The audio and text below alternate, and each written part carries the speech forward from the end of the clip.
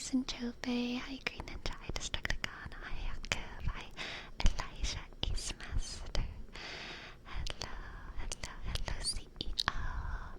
Hello, Pyro. Hello, Isolated. Hi.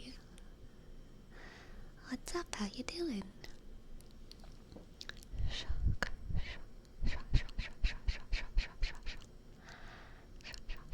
Hi, JP. Hello, Slosage. Slosage, I listened to your sausage lozenge bit in Discord. Excellent. A plus. A plus. Hello, Trenton. Hello, Trenton. Hello, Trenton. Hello, Trenton. Hello, Sunny, Sunny, Sunny, Sunny.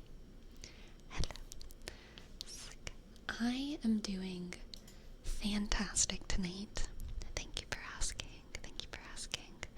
Hi, Maverick. Sinchobe. Thank you, thank you, thank you, thank you, thank you for your dono. I'd love to give you a weekly reading. Shika, shika, shika. Yeah, I'm doing super well. I have a lot to do tonight, but I'm excited to do it.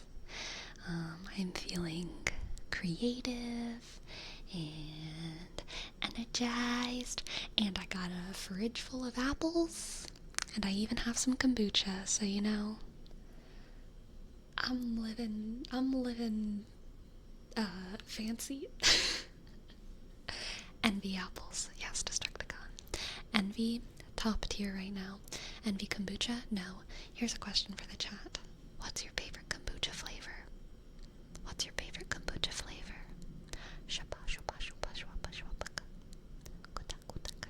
What is your favorite kombucha flavor? I like the fruity kombuchas. I like pineapple kombucha. And I also like ginger. I like ginger kombucha.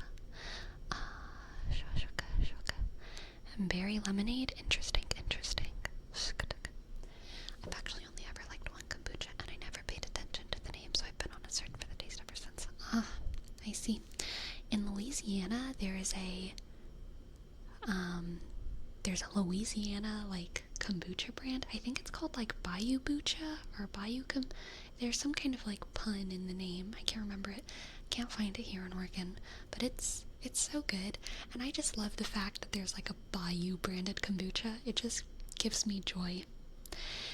I love the melting pot of the United States. You know, there's some things that I just love about the United States, and one of those things is like the celebration of multiculturalism. You know, sometimes the United States does the exact opposite, but sometimes it does celebrate multiculturalism. And it makes me so happy. It's like, yeah, fucking Bayou kombucha, bitch. I guess I'm in a swearing mood tonight. Maybe not. Maybe that'll be the last time. We'll see.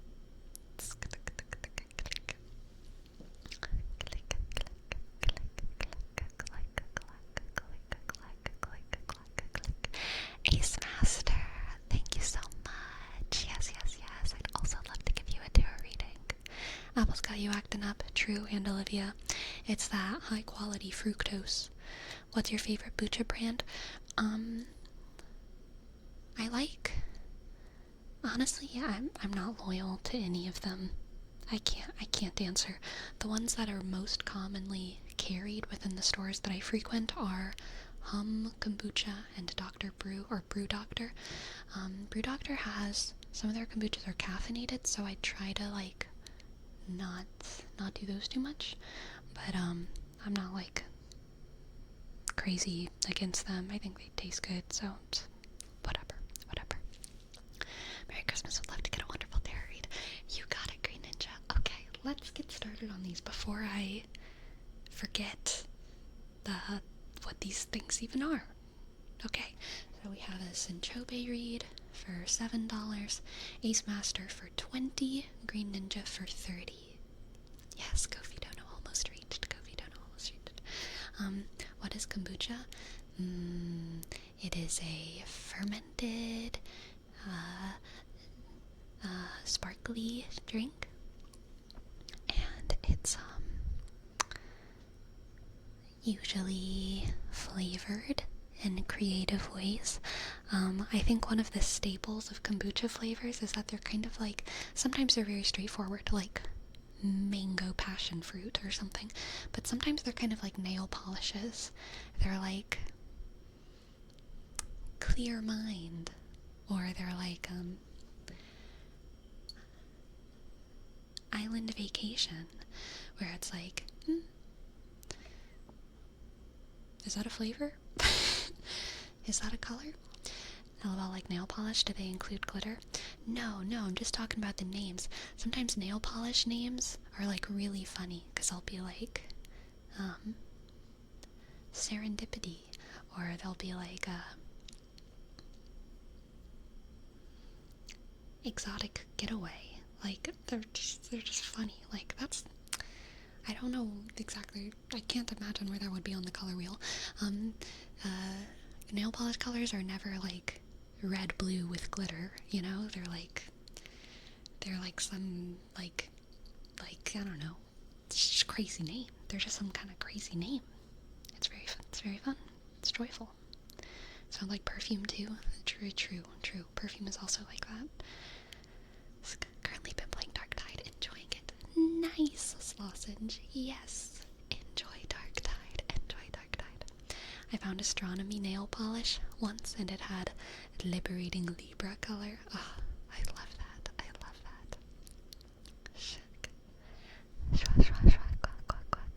Hello,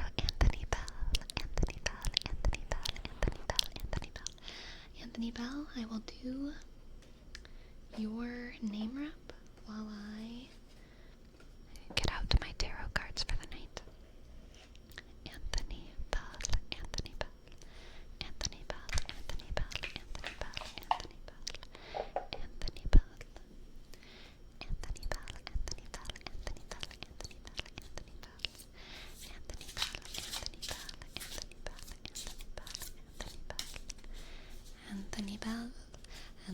Bell. And also, Aunt Olivia, thank you so much for your sub. First sub of the night. Amazing. Thank you so much, Aunt Olivia. A click, N D sk, I click, L I B I sk. Hey, thank you. Okay, first reading is a general reading for Syntrope.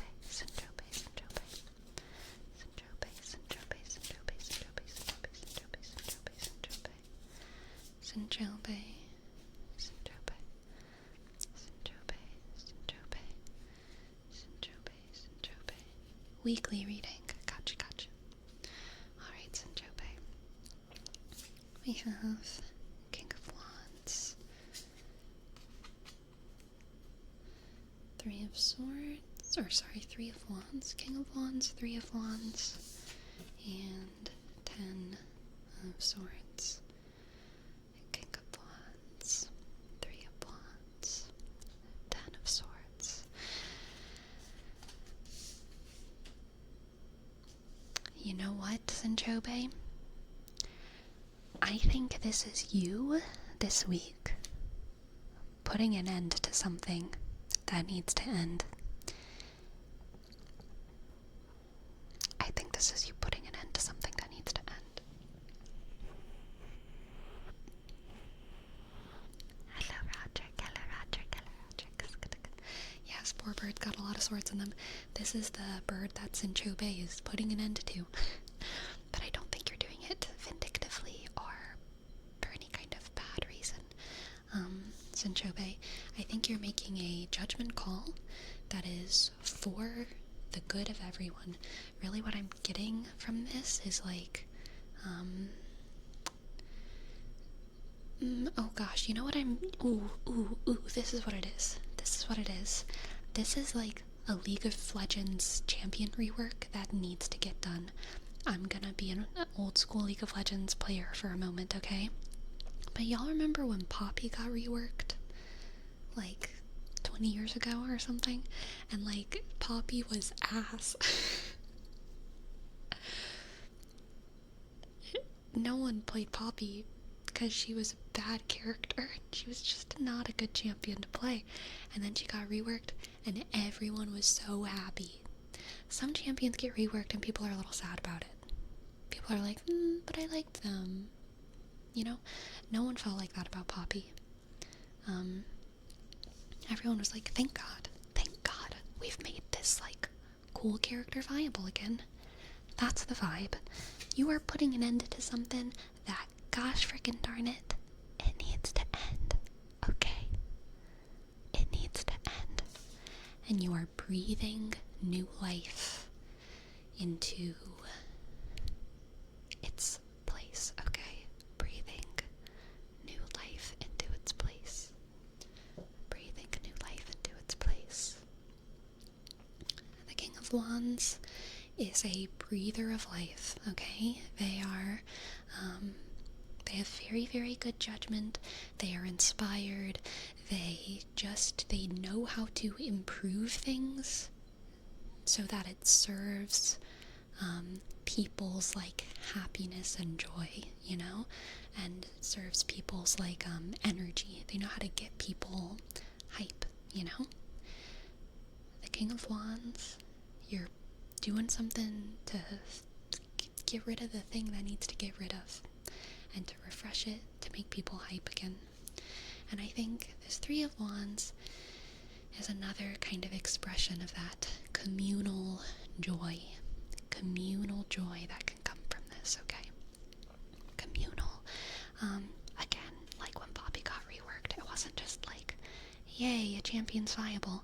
There's also this, and this happens in general when champions get reworked, there's a surge in content about that character. People will make fan art, people will make interesting new runes and mastery pages, and maybe the lore will get reworked, and people will talk about the connections, and they might get new voice lines. Like, there's this whole, like, kind of communal resurgence of creativity shared between the devs and the audience and the pros and the lore nerds. Like, everyone has a reason to, like, get hype. Everyone has their own reason to get hype. No matter what their reason for playing the game is, right? So, yeah. You're getting rid of something. You're refreshing it. You're making people hype. Let's get you a oracle card for this week as well, okay? Little oracle card. For Sinjobe.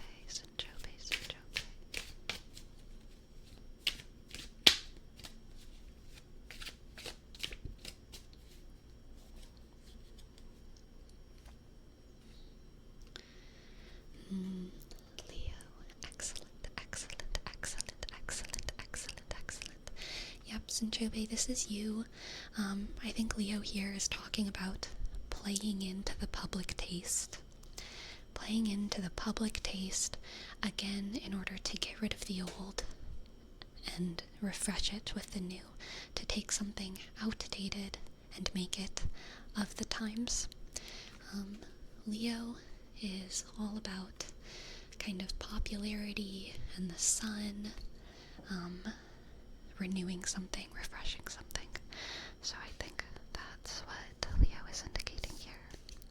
I'm excited for whatever you're gonna be up to this week, Sinjobe. I wish you luck. I hope it goes well. And thank you so much for letting me read for you. Thank you.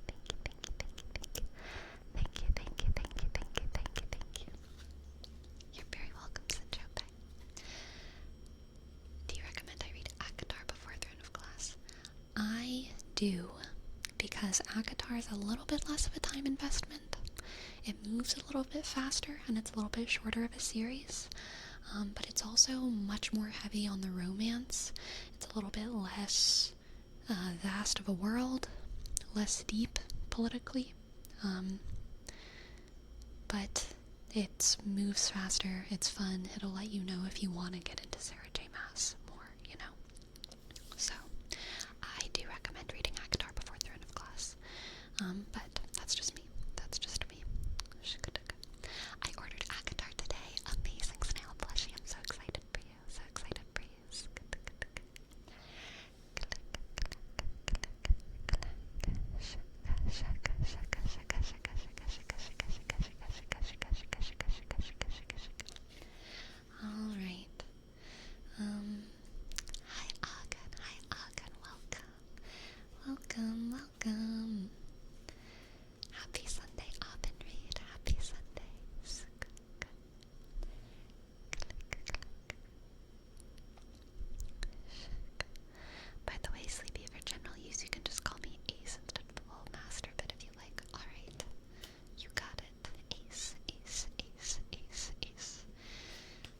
do your tarot reading.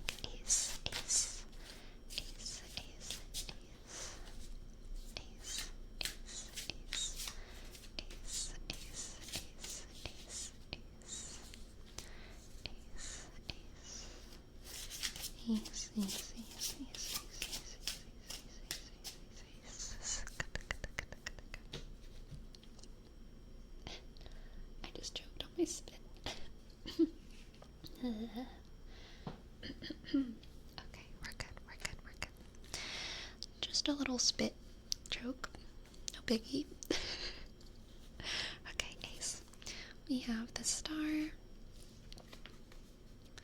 the two of pentacles, the star, seven of pentacles, the star, the seven of pentacles, and the eight of wands, the star, the seven of pentacles, the eight of wands.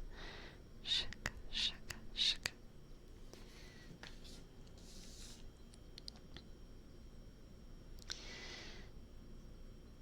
Ace, this is a weird one. I hope you're ready for a weird one. This is like, it's not dark for Rome. It's not dark. It's just weird. Ace, I feel like you're going to like grow, or not grow, but like you're gonna have like an apple tree, okay? A metaphorical apple tree. And you're gonna go out expecting to do some normal gardening. And you're gonna find like a golden apple. And you're gonna be like, oh my god, magical artifact? What? Do I eat this? Do I hide this? What do I do? And immediately you're gonna know people are gonna be after you for this apple, okay? This is no ordinary thing, and elsewhere in the world there are mages and wizards who have been waiting for the spawn of this apple, and as soon as it spawns, they know someone named Ace has this apple. You're gonna have to be on the lam. You're gonna have to go on the run. You're gonna have to hide this apple from the evil forces, okay? From the evil forces that seek the apple. This is our magical apple energy. This is symbolic of the fact that I do think the apple is going to grow either by coincidence or by divine intervention, your own tree. It's kind of that question of like, were you born great or was greatness thrust upon you? It's hard to know why this apple grew from your tree, but the apple grew from your tree. No one else's. And you did put work into loving this tree and nurturing this tree, farming for however many years. You're a practiced apple grower. So in some ways, like, you earned it, but also, like, there's plenty of other apple growers who did a similar amount of work, but there was something special about your tree. Why? We do not know. Only the divines know. Only the divines know, okay? Maybe it was luck. Maybe you were divinely chosen. But you have the magic apple. And you have to protect it from the people who would misuse this great power, okay? You have to protect it from the people who would misuse this great power. I'm gonna pull 2 more cards for you to see if this clarifies things a little bit. We have the Queen of Cups, the King of Swords. Oh, frick it, we're gonna do another cup. Sorry, another card. And the 6 of Wands. Queen and King and 6 of Wands. Okay. So,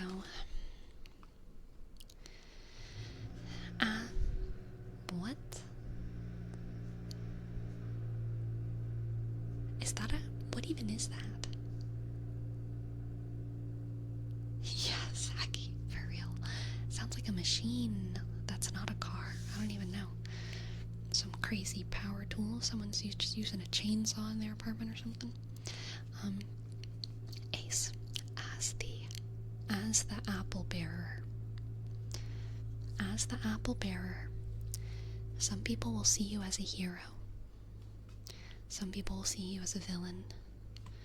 Some people will see you as a rogue. What I'm getting is, Wonderful from the Wicked soundtrack. A man's called a traitor or a liberator. A rich man's a thief or philanthropist. Is one a crusader or a ruthless invader? It's all in which label is able to persist. There are precious few eddies with moral ambiguities, so we act as though they don't exist. They called me wonderful, so I am wonderful. Hey, look who's wonderful, this corn-fed hick. So, some people will see you as wonderful. Some people will see you as a hero. Some people will see you as an absolute inspired hero. Someone divinely chosen. Some people will see you as a kind ruler. Some people will see you as a harsh but just ruler. Some people will see you as a rogue on the run. You will be many things to many different people, Ace, as the crowned apple holder. But you will have a lot of power. You have the apple. You have the golden apple. You have, like, the sword of Arthurian legend. I can't remember the sword's name. Excalibur. Okay, you have Excalibur. So there's no way you're not getting out of this with a lot of power and a lot of authority. But people are going to have a lot of different opinions about it. And the truth, Ace, is that you're just yourself. Okay? You're just yourself. And all you gotta do is hold true to yourself. Because you have the apple. Don't worry about being great. Don't worry about the expectations that people put on you. Worry about being the person who grew this apple, okay? Worry about being the boy who pulled the sword out of the stone. Don't worry about being the king. Because the sword came to the boy, not the king, right? The apple came to the arborist, not the king. You, Ace, just the way you are strong and capable and able and wise. You are one of the people. I have no idea what this thing that falls into your life will be. I have no idea what this extended apple metaphor is referring to, or when this fate will come to pass. Perhaps it already has. But I do know one thing, Ace. And it's that you are the apple holder. You are the apple holder, and you get to decide your fate. You get to decide your fate. Who lives, who dies, who tells your story? Let's get you a oracle card as well. For Ace, Ace, Ace, Ace, Ace. Ace, Ace, Ace, Ace. Libra, of course. Justice and beauty. Justice and beauty. This is very wonderful vibes as well. A man's called a traitor or a liberator. It's all in which label is able to persist, okay? There is no good or bad in this reading. There's only people's perception of you. You get to define your future. You get to define your future. Someone as powerful as you will always have detractors. But at the end of the day, you get to decide whether or not they're worth listening to. Okay? Just because you have detractors Also, just because people glorify you doesn't mean you did anything right. You gotta trust your own standards and principles that you set for yourself. You gotta trust the one who grew the apple. Okay? Trust the one who grew the apple. Shika, shika, shika. Thank you for letting me read for you. Thank you, thank you, thank you. Thank you, thank you, thank you. And Dancing Master. Thank you so much for your sub.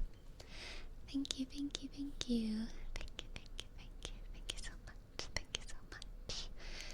D click A shk and sk C I click and shk M click A shk S D sk E shk R P shk.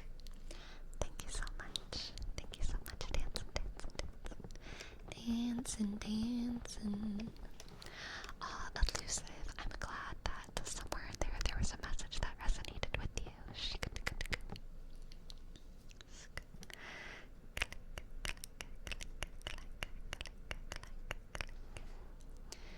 Thank you, Sleepy. I enjoyed it a lot.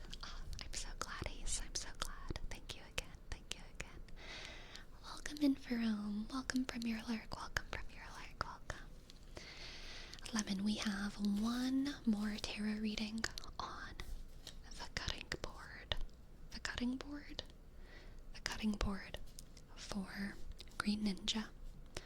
Currently.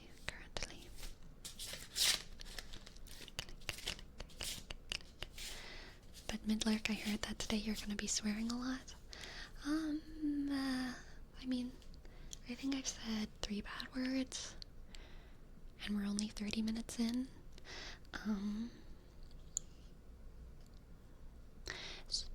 Then maybe I'll stop. Maybe those were the last ones. Maybe those were the last ones. This is Sleepy on Kombucha. I haven't even had any yet, y'all. I just bought it at the store. And I'm hyped that it is in my refrigerator.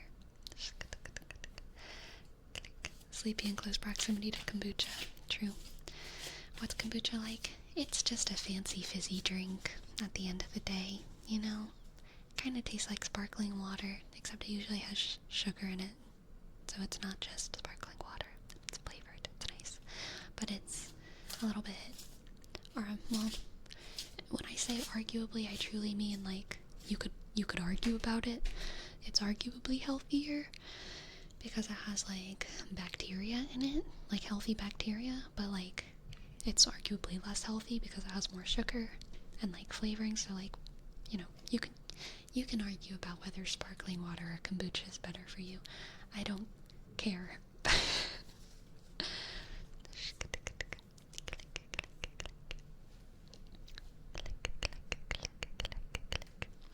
Alright, let's do a reading for Green Ninja. Green Ninja. Green Ninja. Green Ninja, Green Ninja, Green Ninja, Green Ninja, Green Ninja, Green Ninja, Green Ninja, Green Ninja. Green Ninja, Green Ninja, Green Ninja, Green Ninja, Green Ninja, Green Ninja, Green Ninja, Green Ninja, Green Ninja. Green Ninja, Green Ninja, Green Ninja, Green Ninja. Alright. Let's see what the cards have for Green Ninja. We have that 6 of Wands again. 6 of Wands. The Lovers, 6 of Wands, the Lovers, and the 5 of Swords.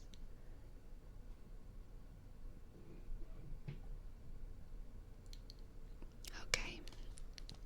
This is interesting, Green Ninja.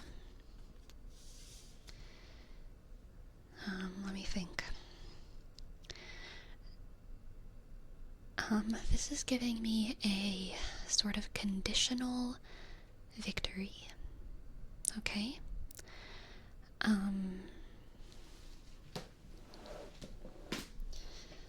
So there's something to be proud of here and something to be happy about, but there's also cause for worry a little bit.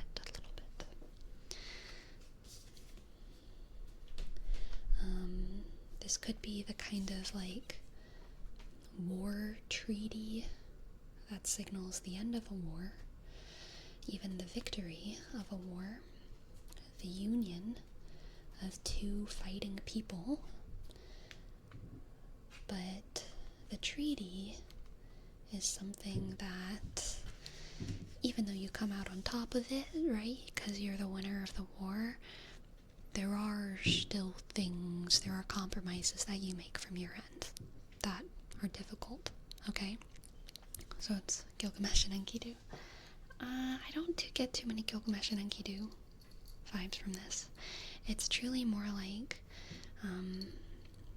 there's some kind of tense situation where there is going to be a coming together on your terms, but maybe terms where you decide to give up quite a bit, which can be a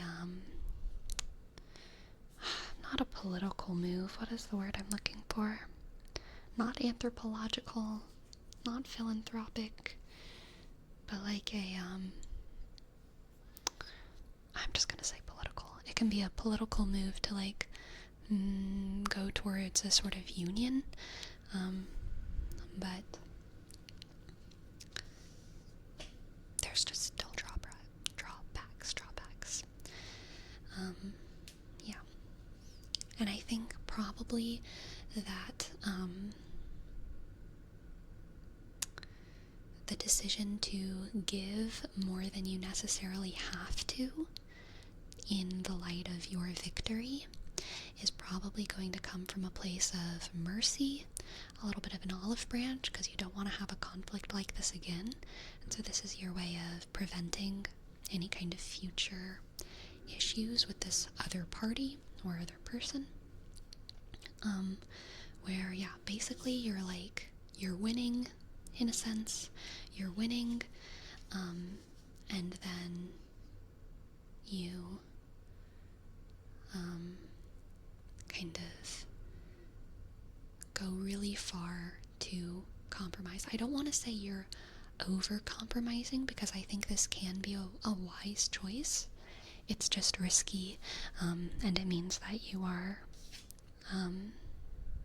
taking on some kind of difficult burden, whether that is, in the political sense, it would be like giving up territory or some kind of resource to these other people who didn't really win it, but as like a compromise, you give them more than you would otherwise, or more than you have to, JBSM, thank you so much for your prime. Thank you. J click B shk S M shk 0 V E shk. Thank you. Treaty of Guadalupe Hidalgo. I'm unfamiliar with that history, but that sounds very interesting. Alright, let's pull 3 more cards. Interesting. We have the 4 of Swords, the 4 of Wands, 9 of Swords. Sorry again.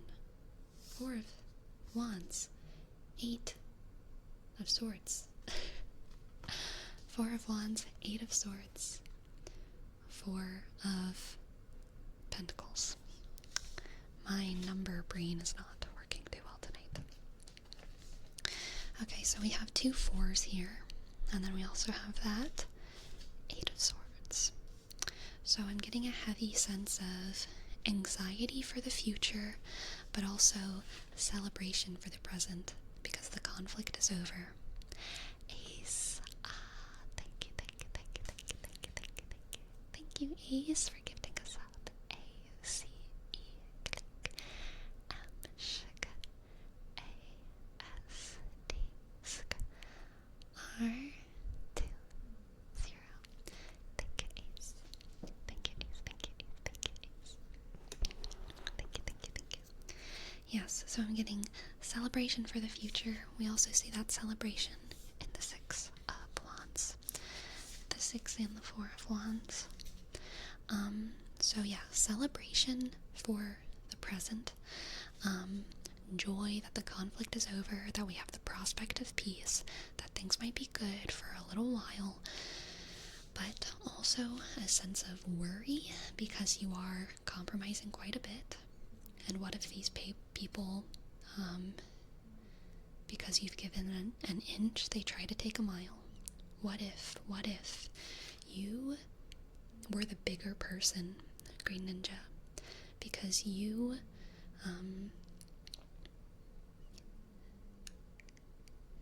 even in the light of victory, decided to see your opponent as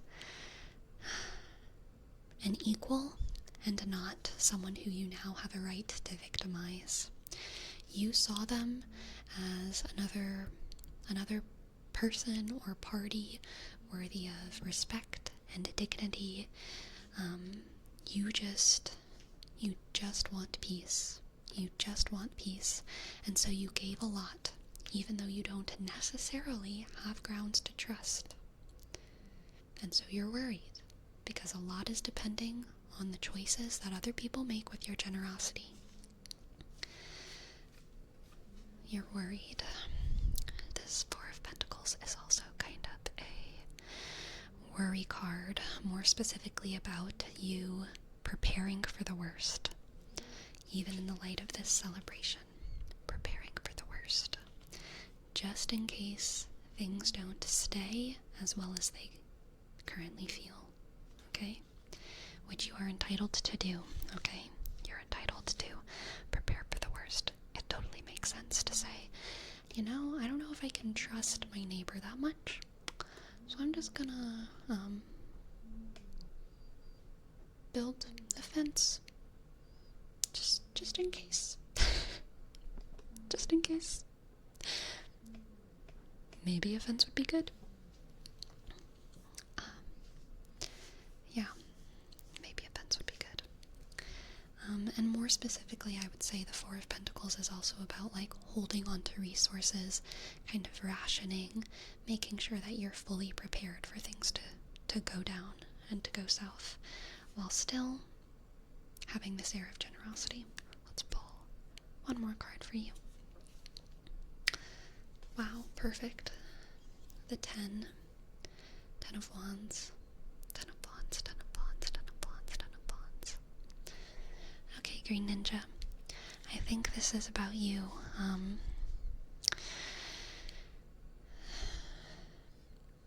Knowing that you are the bigger person. Okay. You know that you are the biggest person in this situation, and you know that the responsibility is kind of in the hands of the other person now. Okay? You did your part. No one can say you didn't try. And so you lay that burden down. You lay that burden down.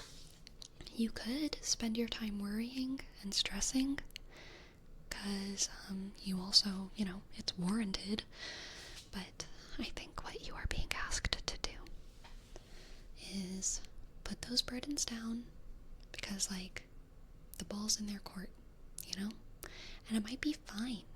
It might be fine, but you gotta give them the space. You decided to trust them. You made your bed. Now you gotta lie in it, and it might be great. It might be great. It might be a comfy bed, but the ball's in their court. The ball's in their court. Okay, you did everything you could. You did everything you could to ensure peace. And you did a very good job of it, Green Ninja. You did more than most people would. Let's pull you an oracle card, okay? Let's pull you an oracle card. Shuk, shuk. We have Pisces. I think this is referring to your empathy. This was referring to your empathy. This is referring to your empathy, Green Ninja.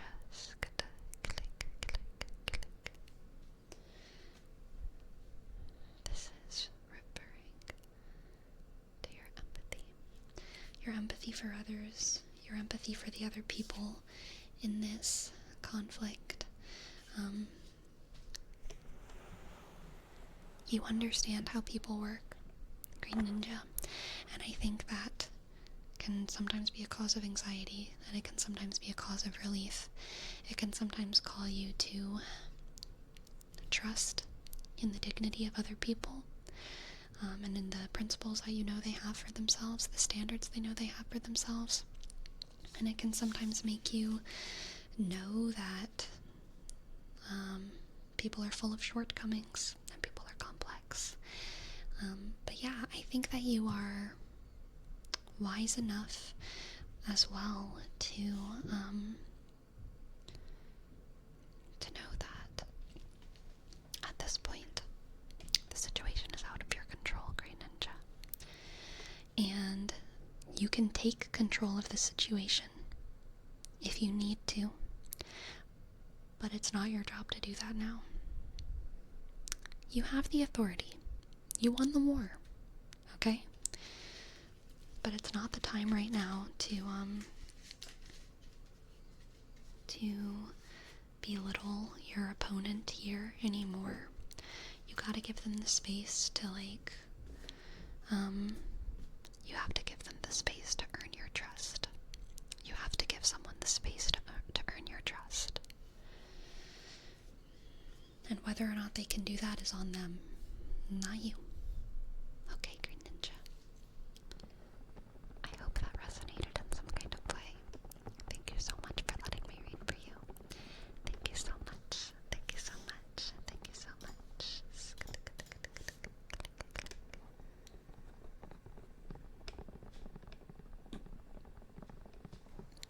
Thank you, thank you, thank you, thank you, thank you, thank you, thank you, thank you, thank you.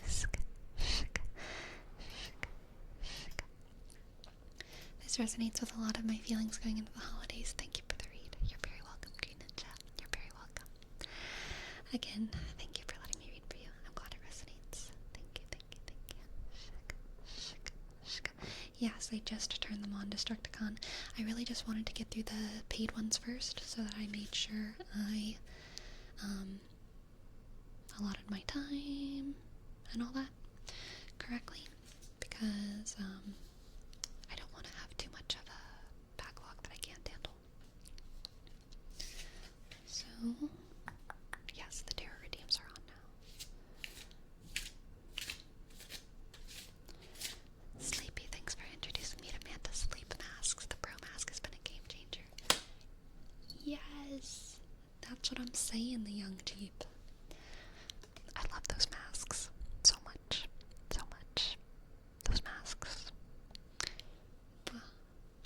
Truly, as someone who operates on like a very odd sleep schedule, being able to sleep during the day with like a Manta sleep mask is really nice. It's really nice.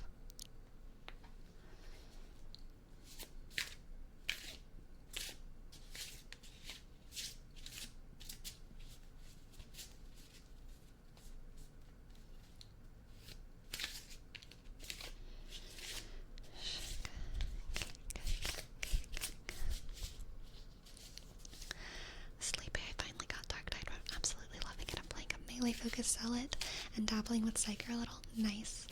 Only one issue, none of my friends want to play with me. Oh, I'm so sorry, Pyro. I'm so sorry.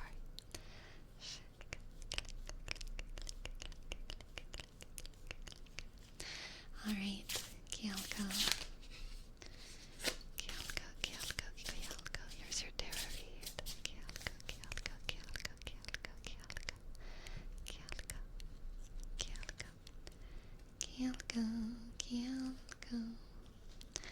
Oof, Kyalko, we got the Devil. And the Sun. And the Ten of Cups. Kyalko, this is good news. This is you realizing that your chains are not real. I don't know what you're going through, Kyalko, what you've been through, but the thing about the Devil card is that it's all about someone feeling bound to something that they're not actually bound to, right? So it's like you're in chains, but the chains aren't actually bound to anything. and you look down, and your short-sightedness tells you that you are trapped and that you have to do something, that you can't get out of a cycle. It's oftentimes about being manipulated, or struggling with some kind of addiction, or just feeling helpless, when you actually have much more agency if you are able to, like, just discover it. And sometimes that discovery requires help from the outside. Sometimes it requires work on your perspective. Sometimes it requires so many different things. Sometimes it requires a system reset of your brain. But either way, you are not as helpless as you feel, okay? And this reading is about you moving from that double energy of being bound and being trapped into realizing how free you are. Realizing how free you are. And realizing further, you are surrounded. Kyoko, you are absolutely surrounded by so many people who love you and who are willing to help you and just to love you. Kyoko, you are surrounded by love, and it feels like you're in the dark, and it feels like you're the only one here, and it feels like no one can help you. But I truly feel like that light is about to break through, and you're going to open up your eyes and just be able to see and feel how many people in your world already are rooting for you. Alright. Kyoko, you are strong. You are strong. You are strong, Kyoko. You've got this. I believe in you. There's so many people who love you. You're not alone. You're not alone, Kyoko. You're not alone. You're not alone. Thank you so much for letting me read for you. I hope that resonated. I hope that resonated. I hope that resonated just a little bit. Oh, Lionheart, thank you for your donut. Thank you, thank you, thank you. I will definitely give you a tarot reading. Alright, let's do this reading for Yako, Yako, Yako, Yako, Yako, Yako. Yako, Yako, Yako, Yako, Yako, Yako, Yako, Yako. Yako. Yako, Yako, Yako, Yako, Yako, Yako.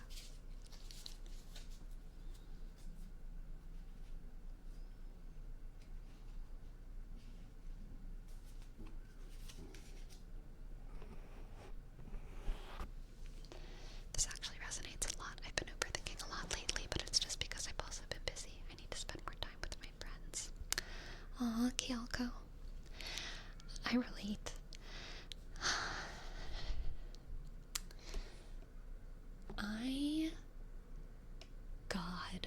I need to text my friends more. I'm so bad. I'm gonna get better at it as I get older. I believe in myself too. I believe in myself.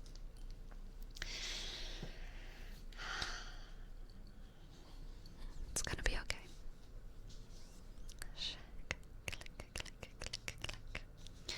Alright. Yako, for you we have, not for we. Yako, for you we have the Six of Swords, the Knight of Swords. Click, click, click. The Six of Swords, the Knight of Swords, and the Page of Wands. Six of Swords, the Knight of Swords, and the Page of Wands. Yako, this is just you going on like a silly little venture, okay? I feel like you're just about to do something a little bit wild. Like, I don't know, you're gonna like go geocaching or something. Like, probably not geocaching, but you know what I mean? Like, you're just gonna go do something. kind of out of nowhere, random road trip. And I think there's going to be a sense of purpose in it, but no, it's not going to be like something you've always wanted to do or always prepared for. It's going to be an opportunity that comes up out of nowhere, and then you're going to be like, yeah, I'm going to do that. That sounds like a great idea. I'm going to jump on this. Let's go. Let's go. Let's go. So that Six of Swords is kind of that travel, getting out, going on an adventure energy. And then the Knight of Swords with the Page of Wands is kind of that sense of suddenness, sense of sudden purpose, and your decisiveness. I think you're very quickly going to come to the decision that this is something you should do. And I think that it's the correct decision. I think it's going to be fun.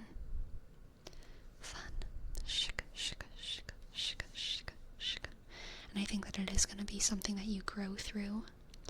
And yeah, that's going to be it, Yako. Thank you so much for letting me read for you.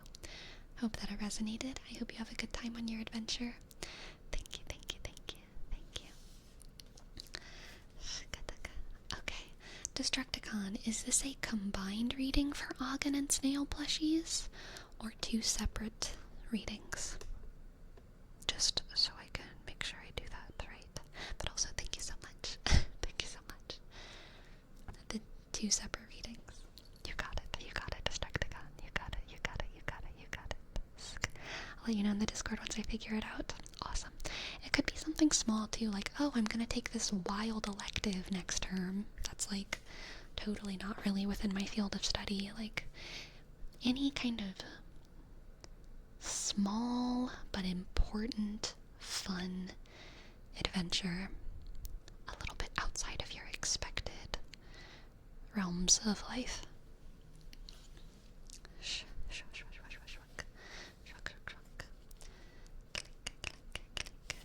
Alright, next we have a reading for Lionheart.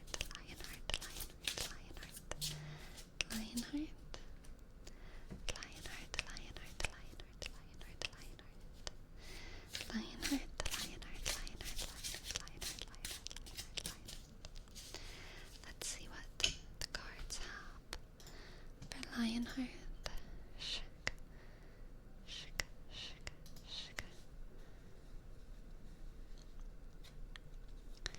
We have the King of Cups, the King of Cups, the King of Cups.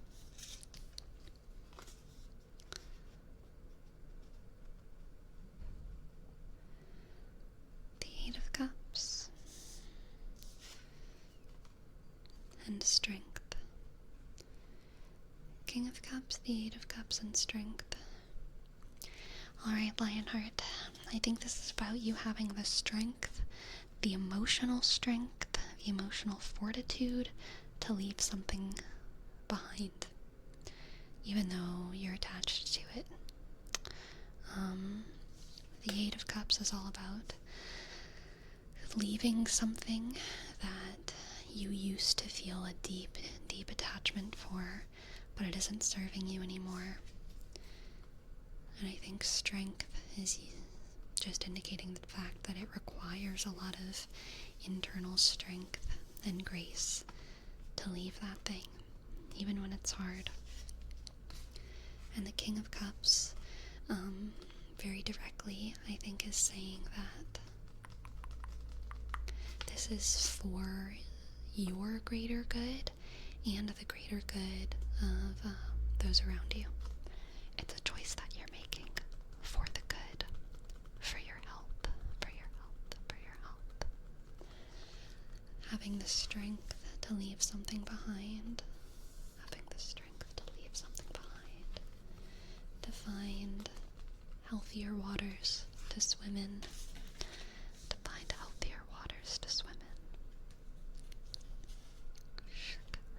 Let's pull 3 more cards. We have the Emperor and the Page of Pentacles. and Judgment. The Emperor, the Page of Pentacles, and Judgment. The Emperor, the Page of Pentacles, and Judgment. Okay.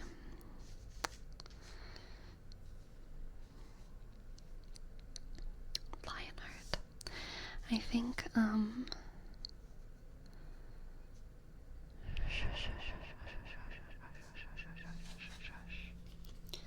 the Page of Pentacles in this reading is about you going to those greener pastures, those cleaner waters, and creating a new life from scratch, okay?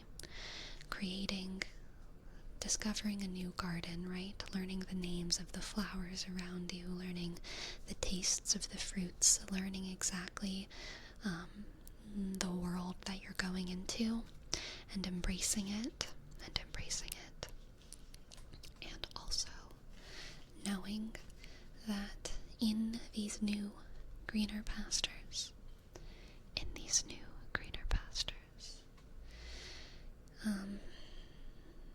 you get to decide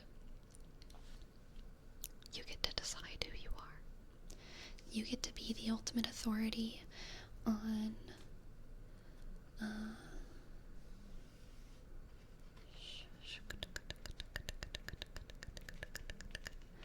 the world that you enter into, okay? You get to be the authority on the world that you enter into. The Emperor is often more frequently about you being the authority over a established people, but also in a reading that's more solitary. The Emperor can easily be about the authority and responsibility of the individual to choose their kingdom, basically. To choose their kingdom, okay? The nomadic emperor. You get to make the decisions. You get to make the decisions,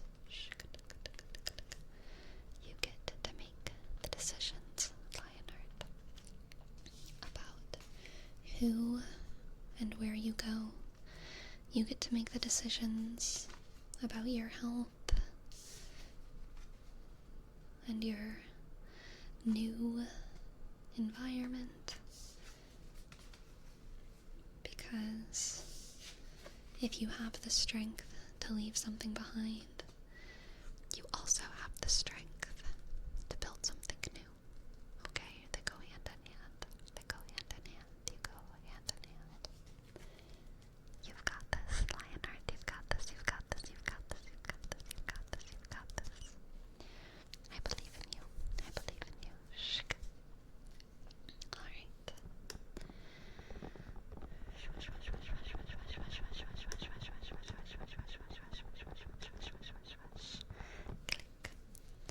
Okay, now we have a reading for, I believe, Ogden and Snail Plushie. Yes. Ogden first. Ogden. Here is your reading.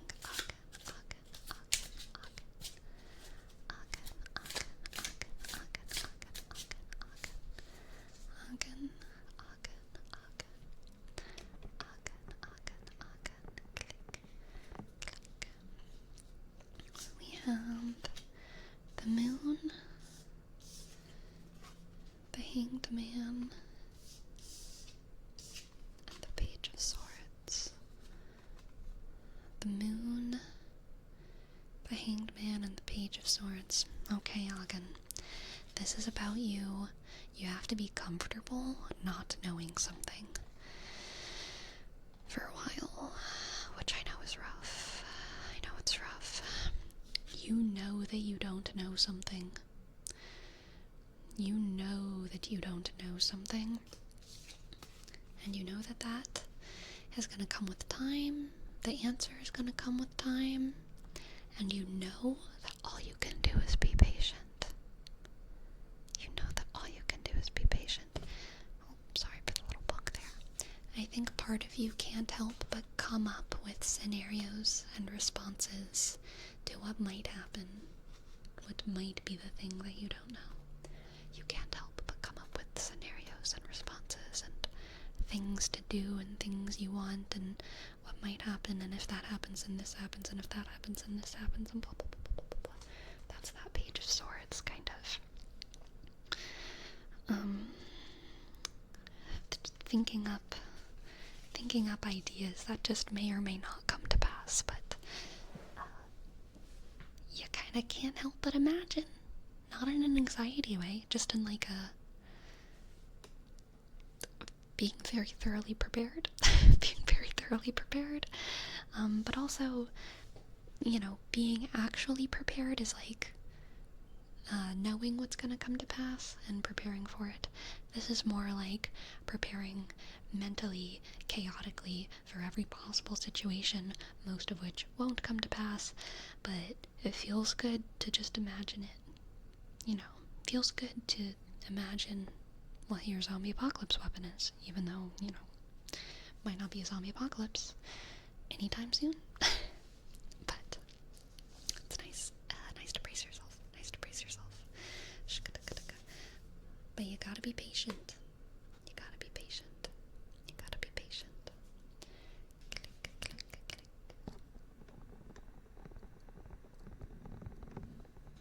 Okay, let's get two more cards.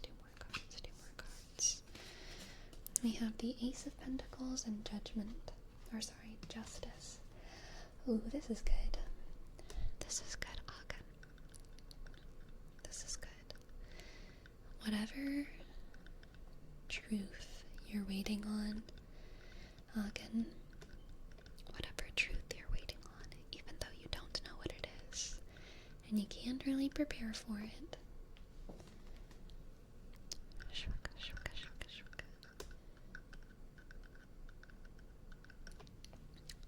It's gonna be okay. It's not gonna be nothing you can't handle. Sorry, it's not gonna be anything you can't handle. It's not gonna be anything you can't handle. It's not gonna be anything you can't handle. And in fact, it's probably better than you think. Whatever's coming to pass is probably better than you think. But you have to be patient, okay? And once you finally get that answer, I kind of get the sense that it's like a report card you're terrified about. Like, you did bad on a final exam. And you're like, I know I did bad. But all I can do is wait. And the teacher is taking way too long to grade it. And the teacher never put up, like, the homework grades. So you don't know what your homework grade is, you don't know how much that's going to affect your final grade, you don't know what's going to be on your report card because you did your homework, but you don't know how much your homework accounts for, and then you like bombed the exam, and you're like, oh my god, I'm going to get a D. I'm going to have a D in this class. But all you can do is wait. And then finally, you get that report card, and it's like a B-. And it's like, it's not an A, but I can certainly handle a B-. I can certainly handle a B-. It's kind of a gift.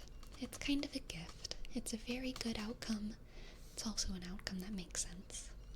A good outcome, but also an outcome that makes sense. Okay? You can handle a B-. You can handle a B-, Hagen. You've got this. Just be patient. Be patient. Welcome back from your leg, Elijah. True, the young Jeep. Do not skip finals. If you get a B+ while you expect a D, the only thing that's for sure is that you know nothing about the class and you were lucky picking the answers. I used to very much not be able to handle the B-. Oh boy. Well, maybe for the sake of the applying the reading to you, we can call it an A- or a B+. Okay.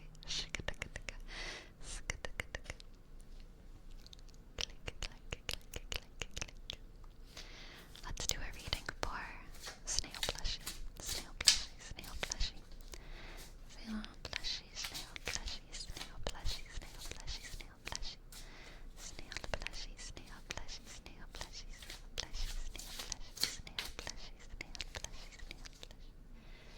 heat blankets on and I'm ready. I'm ready as well, Snail Plushie. Let's see what the cards have for you. We got the Three of Swords. Oof. The Four of Pentacles. Oof. And Death. Oh no, Snail Plushie. Oh no. Oh no.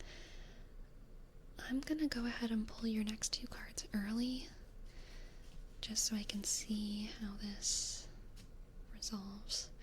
Okay, we have the Ten of Wands. The Ten of Wands. And the Seven of Swords. Oof. Oof. Okay, Snail Plushie.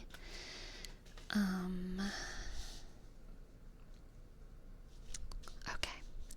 I'm gonna be direct here. I'm gonna be direct. There's some kind of pain that you are holding on to, like a lifeline. And you're not realizing that you're holding on to the thing that's killing you. You're holding on to something that's hurting you. And you think it's keeping you grounded for some reason. You think that holding on to this is real, more real than the alternative, which is letting it go. But holding on to the thing is the delusion. Holding on to the thing is what's hurting you, and it's what's killing you, okay? You don't need to hold on to this pain. The pain does not define you, alright? The pain does not define you. The pain is the skin that you need to shed. You cannot be too attached to the skin, alright? Even if it was once beautiful, now it is shriveled and gray, and you gotta worm your way out of that. Even if that pain was once something beautiful, it's not anymore. You deserve to be made new and to get out of there, okay? The Seven of Swords is giving me the sense that someone or something keeps reminding you of the skin, keeps reminding you of the pain, and it's like shitty, frankly, because it's making it so much harder for you to put it down and to say, that's not who I am, that's not who I am, that's not who I am. But something keeps reminding you of it. It might be a person in your life, it might be an environment, a song, whatever, but there's some kind of reminder of that pain that keeps reinforcing your attitude towards holding on to it. And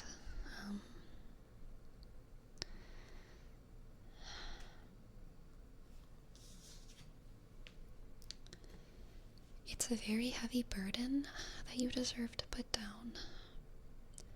You just don't need to hold on to it anymore. And this journey ends in you putting down that burden and you letting go of that pain. It's just a matter of when you will be brave enough to crawl out of that skin, alright? It's just a matter of when. You will defeat these demons, Snail Plushie. You will defeat these demons. You are strong, you are smart. You exist inside of that skin, the real you. You exist in there.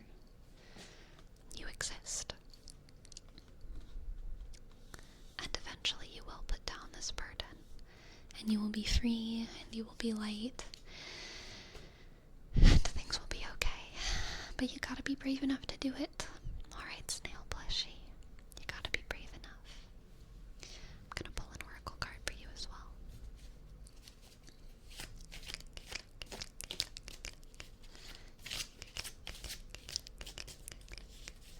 Welcome, CJ Nicey.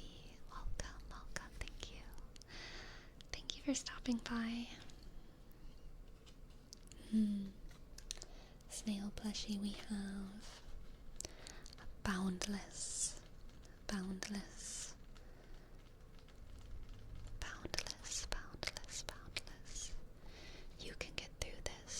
There is so much inside of you that is more than what you're going through and what you're holding on to. You've got brains in your head. You've got feet in your shoes. You can steer yourself any direction you choose. You can steer yourself any direction you choose. You don't even know how capable you are. And I really feel like you're probably feeling a little bit like trapped right now inside of this pain, inside of this old skin. But you are so much more. You are so much more. You got fresh snake inside of there, okay? The skin is the thinnest part of you. And you should not define yourself by the thinnest, most outside layer of what you've been holding on to, your past. There's so much more in your future than there is in your past. Ooh. That makes me feel happy too. There's so much more in your future than there is in your past. Okay. You've got this. You've got this. I hope so very deeply. I have been bedbound for years, and every time I start to feel well enough to go out, something makes me get so sick again. Oh, I'm so sorry. I want to be better and not live like Sisyphus anymore. I hope I shed everything. I know I have something important inside me, but the literal chronic pain makes it hard to do anything. I really have hope for a better future. I have hope for you. I have hope for you, Snail Plushie. I know you are strong. I know you are strong. And you can make a beautiful life for yourself. You can make a beautiful life for yourself. Alright, now let's do a reading for Diegosaki. Diegosaki. Diegosaki. Diegosaki. Diegosaki. Diegosaki. Diegosaki. I'm shuffling the wrong cards. Let's see. Diegosaki. Diegosaki. Diegosaki. Diegosaki. Diegosaki. Diegosaki. Diegosaki.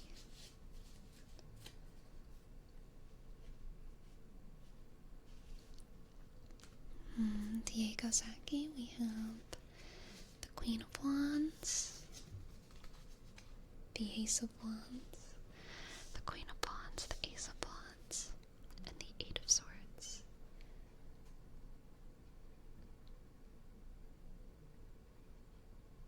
The Queen of Wands, the Ace of Wands, and the Eight of Swords. Oof. Diegosaki, this is you,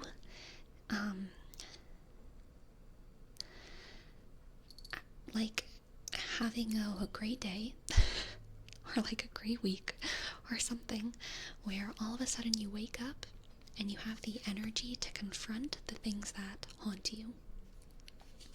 You have the energy to confront, oh, sorry for the bonk, confront, tackle, solve, the things that haunt you.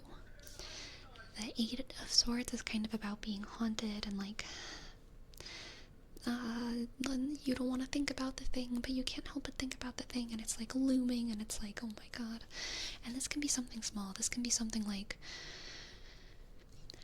having no idea what is going on in one of your classes, and it's like week 6, and it has been freaking you out, but you have not had the emotional energy to solve that problem.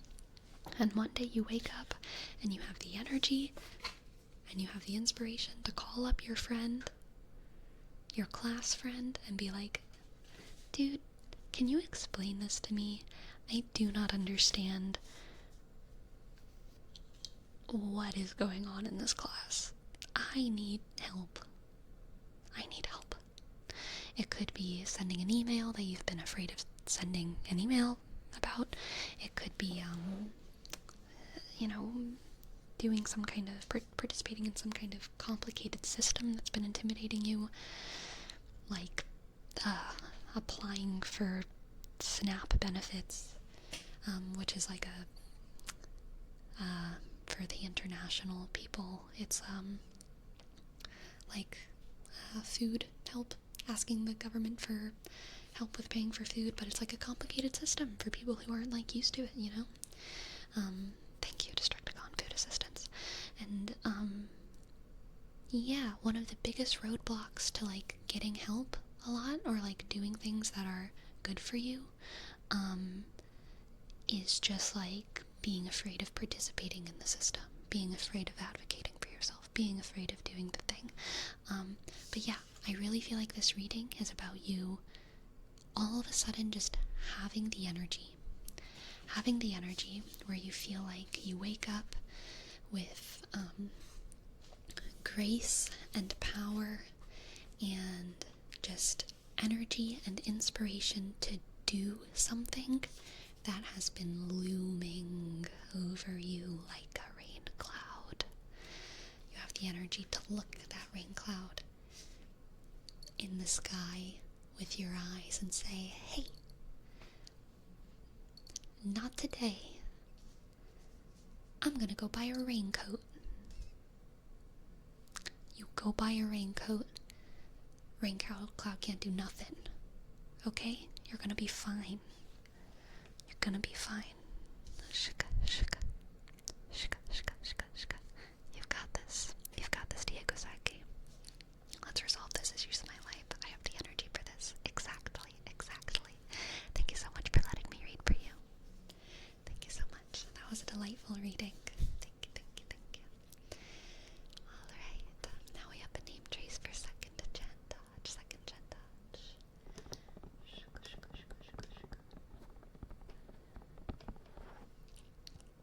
Two N D G E sk N D click O D click G sk E sk.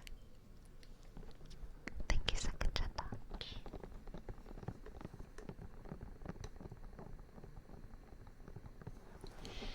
That full-time employees can make so little in the US they need food stamps is insane.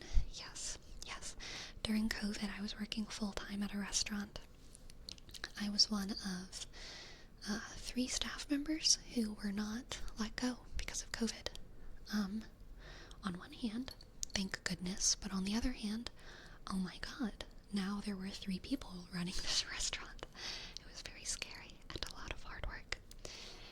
And during that time, my boss also had to cut our pay, and she sat us down and she was like, I'm so sorry that this is the situation. Let's work on this SNAP benefits paperwork together as a team. Which was a wild time, sitting down with your boss and all your coworkers.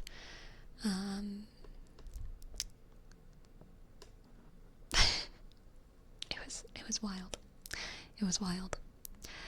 COVID vibes. COVID vibes.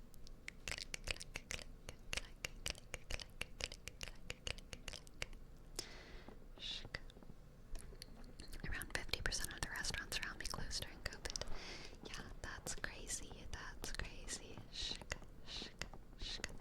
I'm not sure if I would be happy or if I would be more hurt by that group bonding.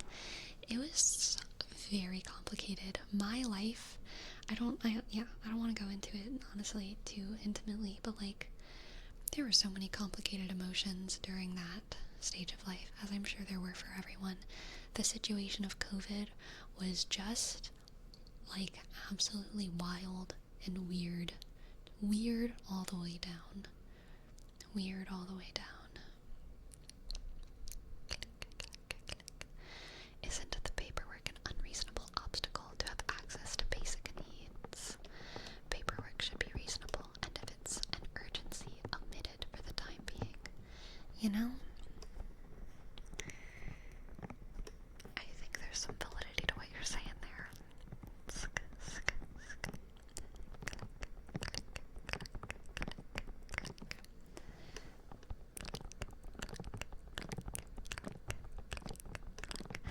baby, did you hit a big booty blaster workout?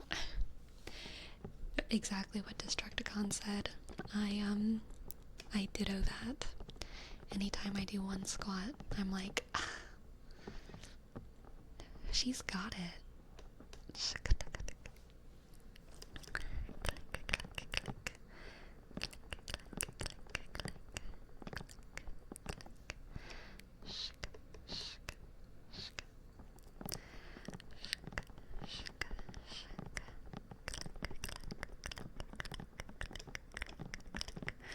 The pump from one non-weighted squat. Exactly. I bend down, I pick something up, and I'm like, slay. Let me go put on my gym shorts.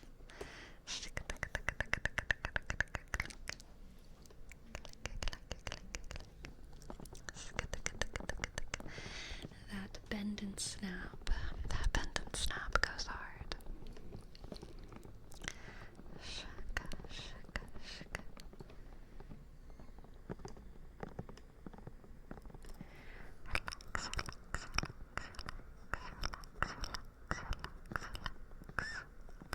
Whenever I do squats, I regret it the next day. Oh, I love squats. I love leg day. Leg day, favorite day. I am trying to get more into it again because for the past hot sec, I feel like I've been doing like maximum 2 workouts a week, and I kind of want to go up to like 3 again. I kind of want to do 3 workouts a week. I feel like that'll be better for my butt. And also the rest of me. But I'm mostly thinking about my butt.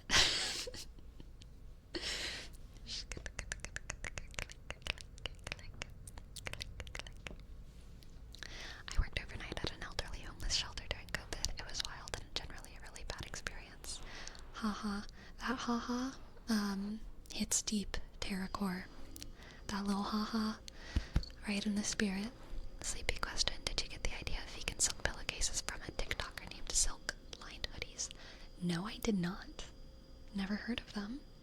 I was just looking up silk pillowcases, and then I remembered that silk wasn't vegan, and I was like, oh, gosh, darn it. So then I just Googled. I had to go on a Google journey.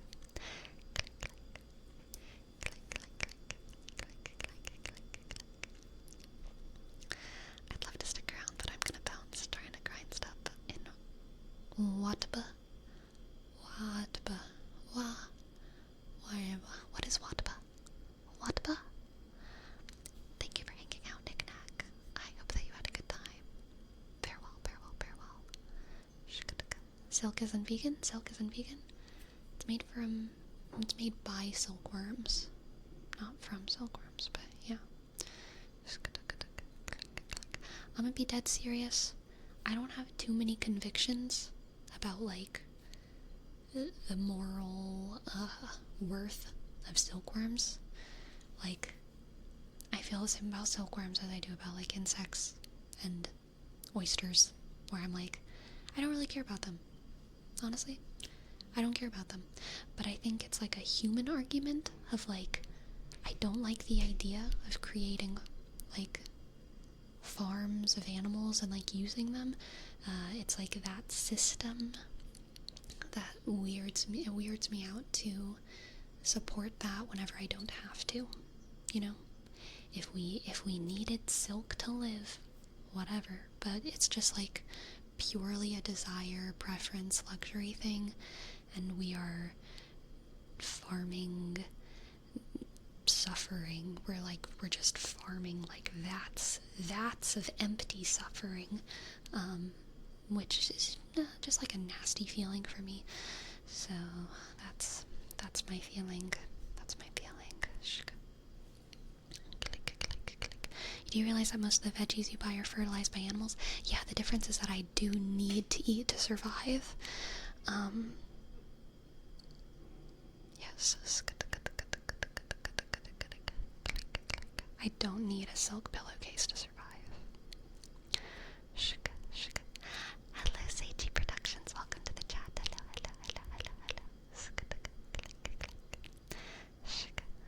Baby, would you eat silkworms? Only if I had to, Jerome.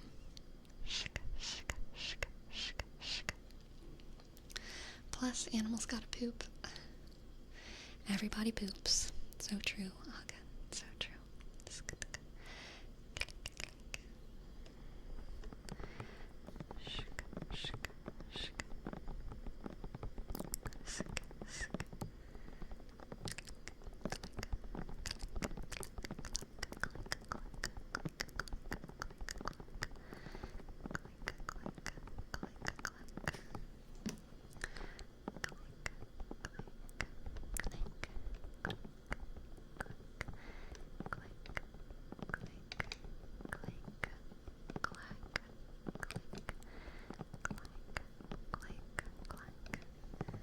What if you're invited to one of those communities where they eat worms and they offer you one of them as a traditional meal? Would you eat it? Or try to respectfully decline? Again, it depends on how hungry I am, and it depends on language barriers, it depends on so many things. In general, I would try to never put myself in a situation where I was hungry in front of a person who wanted to give me food and all they had to give me was worms. You know? I would try to avoid that as much as I could, right? But if I was integrated into that community for an entire day, for an entire week, and for some reason I didn't have any of my granola bars because they all fell in the pond, and it was winter, so they had no grains and they had no pulp, obviously, yeah, I'd eat, you gotta do it. What if you're at a diplomatic event and there's a formal dinner? I'm not a diplomat. I'm an ASMR artist.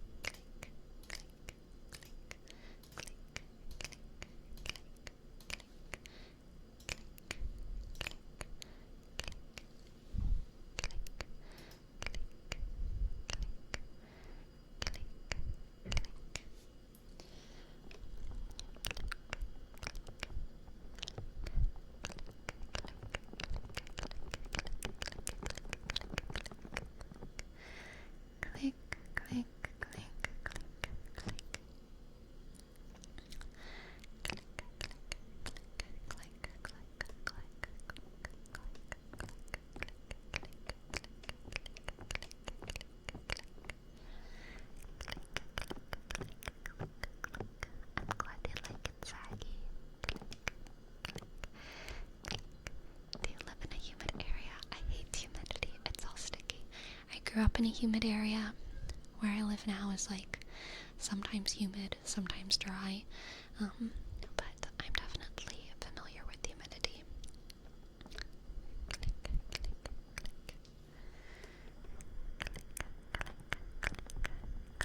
In a lot of ways, I miss the humidity because I think my skin and my hair had sometimes an easier time in the humidity. I never used to really struggle with dry skin or dry hair, but sometimes I feel like my hair dries out where I am now, and my skin as well. I had to like figure out a whole new like face system. And my hair is just like straighter here than it used to be. It used to be much more kind of wavy curly, and now it's like not as wavy. The waves don't bunch together as much as they used to. It's kind of just messy wavy rather than like almost having ringlets. So it's different, but also the dryness has a lot of benefits. Because I'm not sweaty. I love not being sweaty. Whenever I lived in a more humid area, when I got hot, it got sweaty. But over here, when it gets hot, you just get hot. You just get hot. You don't really get too sweaty. That's very nice.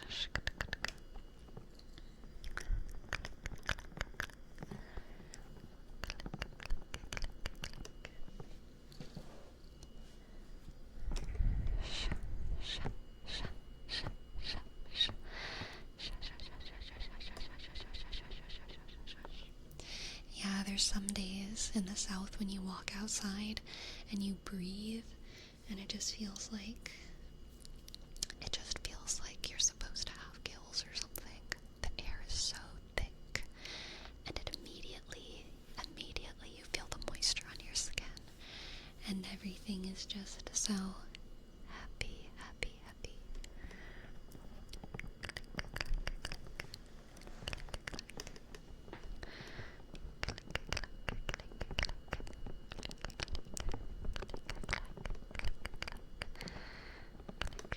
Exactly, Yako. Super. Speaking of soup, was there ever another season of The Boys on Amazon Prime? I don't even remember the last season I watched, but I liked that show, and the last season I watched was the one with like the crazy Nazi girl, where like she went crazy, and I think she died at the end. Was there a season after that? Because I feel like there was a lot of loose ends. That was season 2. I need to watch season 3.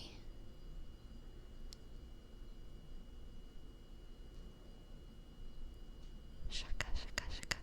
I feel like I've watched season 3. Is there a season 4?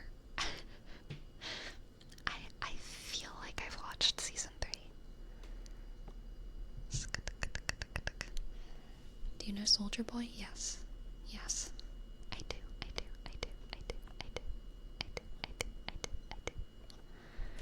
Season 4 is coming next year? Okay. I liked that show. I don't like a lot of like superhero shows. I haven't watched almost any of the Marvel movies, but I did enjoy that show. I did enjoy it. And perfect shake, we have a word wrap for Jake.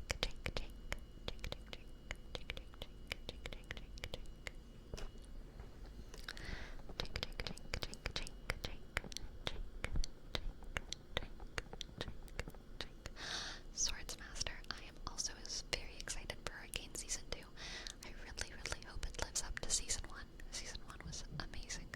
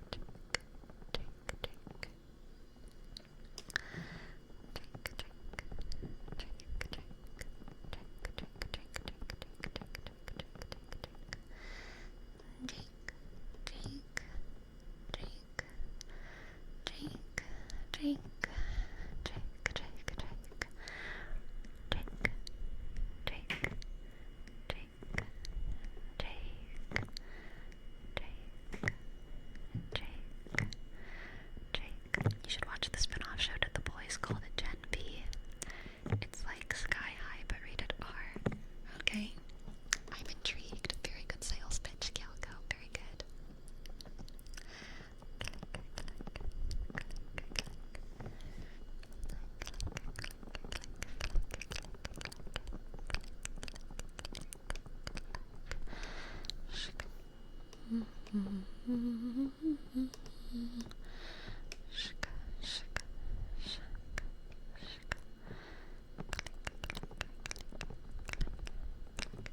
my gosh.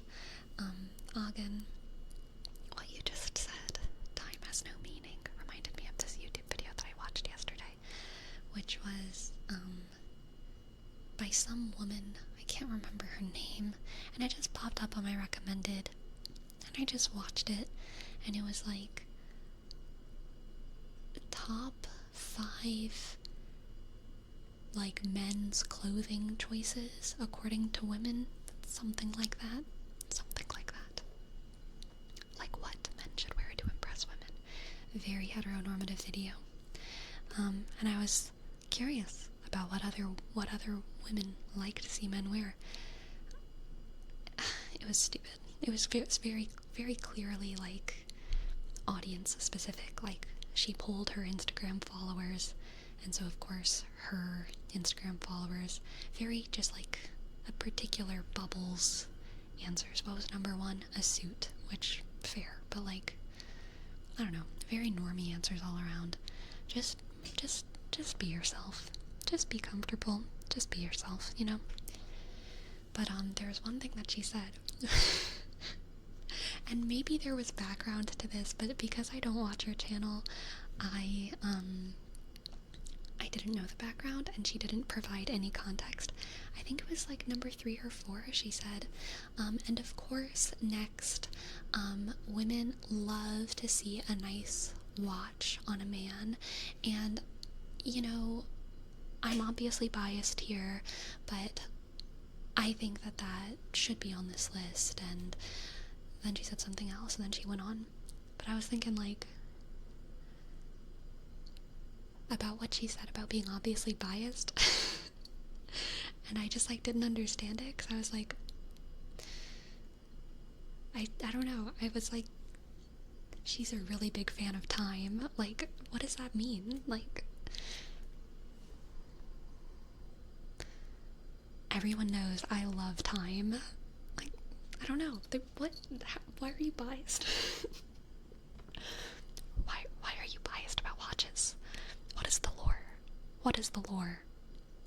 Sponsored by Rolex? The video wasn't. Maybe she has been in the past. I don't know. But, like,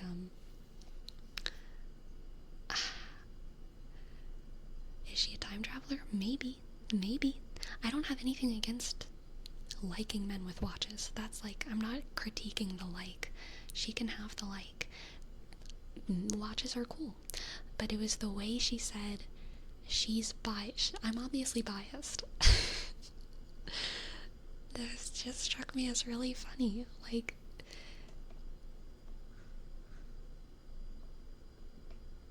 what is your background with time? Are you a Time Lord? Ever since I was born, I've been with time. Exactly.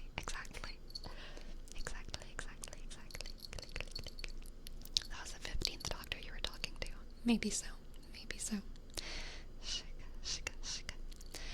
Again, that's what people say. I feel like I wouldn't know a fancy watch if I saw it. Like, I'll admit, if I see, like, anyone wearing a watch, male or female, there is something in my head that's like, practical. Okay, I'm getting data about this person. They care about the time, they care about being on time, they're maybe a little bit organized, maybe they care about fashion, but I get zero data about, like, salary, because I don't know how to recognize a fancy watch. How do people just, like, memorize these things? Like, which watches are fancy? I don't, at least.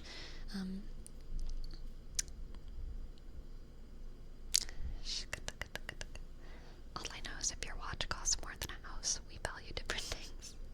So true. I value a man who values time much more than I value a man who values a watch. Okay.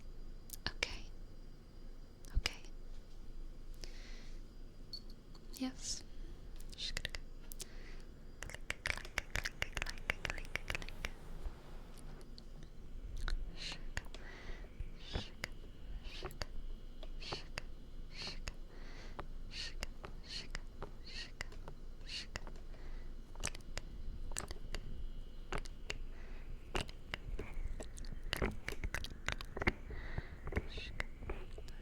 what do you like men wearing? I think I like when girls wear necklaces. I think that just gets my attention.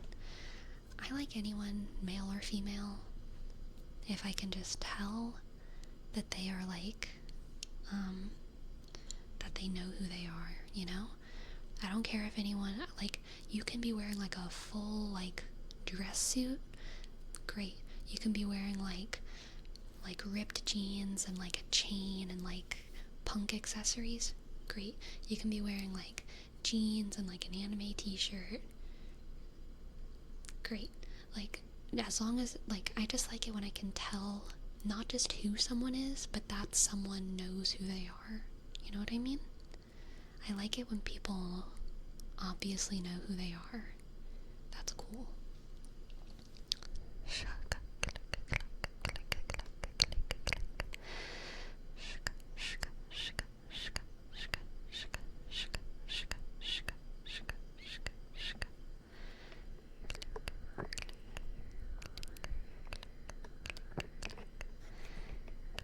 So you're not into mixing styles? I mean, like, if it's deliberate, then it's okay. Like, I knew this guy who always wore his watch on his ankle, and he would have, like, this bit of, like, checking the time by lifting his leg. Very chaotic, but also, like, okay, you're doing a thing. I see it. It doesn't make sense,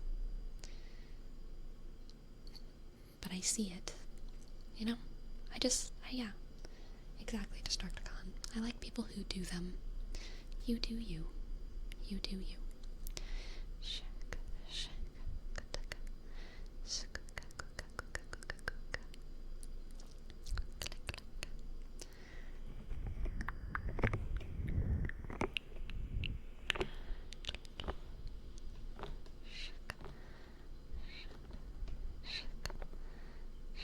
You like quirks? I don't think an unquirky person exists. Everyone has quirks. Saying you like quirks is like asking me if I like it when people breathe.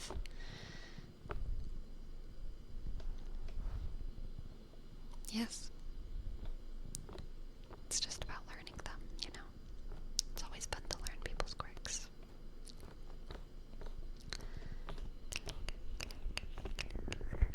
I do like it when people breathe.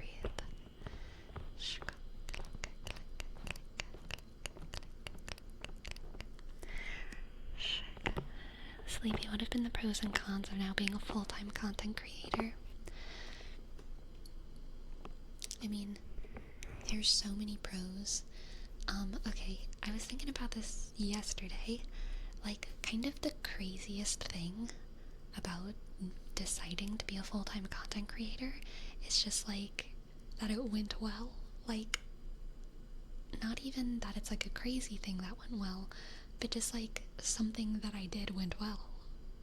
Like, oh my god.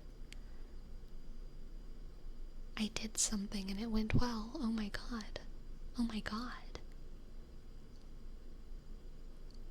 I cannot emphasize how grateful I am for the fact that I, like, did a thing that worked out. It worked out. At least for now. It's working out. There's been so many things I've done in the past that even if they didn't, like, end terribly, they also, like, didn't, like, work out, you know? Like, I've gotten involved in businesses where I had a great time, but I eventually quit because I didn't see a future for myself. Similar thing happened with school. I was in a graduate program where I didn't see a future for myself. I was doing great, I felt great, but I stopped seeing a future for myself, so I left. I've been in relationships where it's like, things are fine, but I don't see a future here, so I left. So, like, even if things don't completely fall to pieces, like, doing something that, like, works out is, like, so rare. But, like,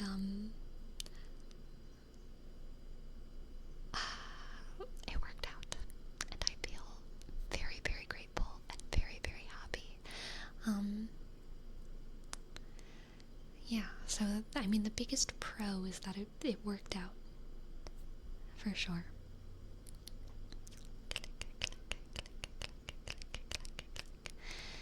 Do you see it as self-sabotage? I think I worried that it was self-sabotage, but I don't think it was. Like, it was easy to look at my life and frame it that way, which was confusing because I knew that I would, like, quit those things or leave those things because they weren't good, and I, like, deserved better, you know? But it was easy to frame the situation as self-sabotage. It was so easy to see that from the outside. So I worried that it was self-sabotage, but I don't think it was. I think that was just an insecurity in my own judgment. But yeah, I don't think it was actually self-sabotage.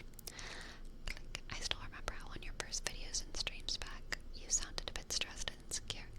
Yeah, which is totally understandable since it was a huge bet on yourself. But as I always tell you, I'm so happy that it's working out. Thank you, bro. Thank you, thank you, thank you, thank you, thank you, thank you, thank you. Being brave enough to move on to search for better for you is great. Yeah, thank you, CEO. It was very scary, and it remains scary to this day. You know, even with the idea of, I mean, even the smallest things like moving or whatever, like, it's always scary to leave okay behind and search for better. Terrifying. But we gotta be brave. We gotta be brave. We gotta be brave.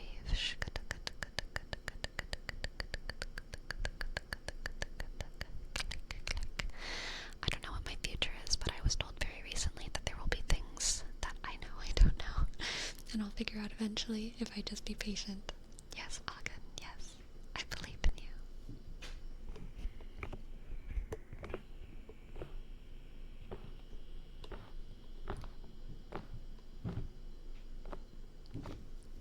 A great person once said, risk it for the biscuit. Yes, risk it for the biscuit, risk it for the biscuit, risk it for the biscuit. You know what's overrated? Triscuits. I don't get it. I don't get the Triscuit meta. I don't get the Triscuit cracker team comp. It's just like the wheat thins are just better. Okay? Stop lying to yourself. Wheat thins are better. Triscuits suck so bad. Yeah, they do. They do.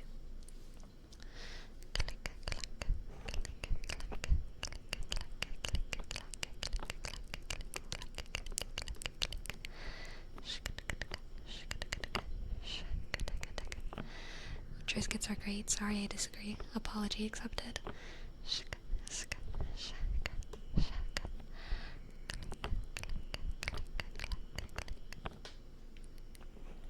What are Triscuits?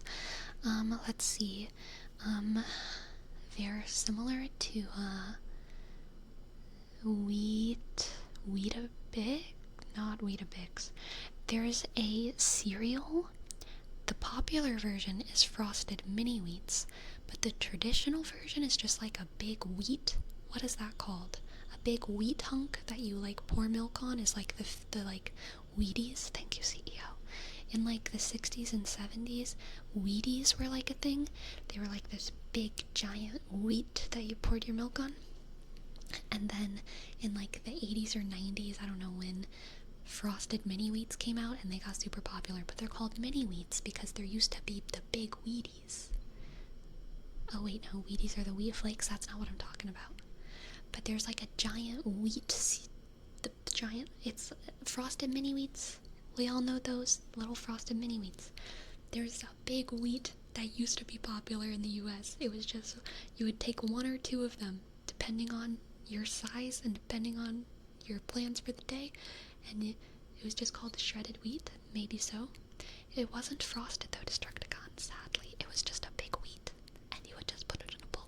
You would pour some milk on it, maybe sprinkle some sugar, whatever, and you would eat it.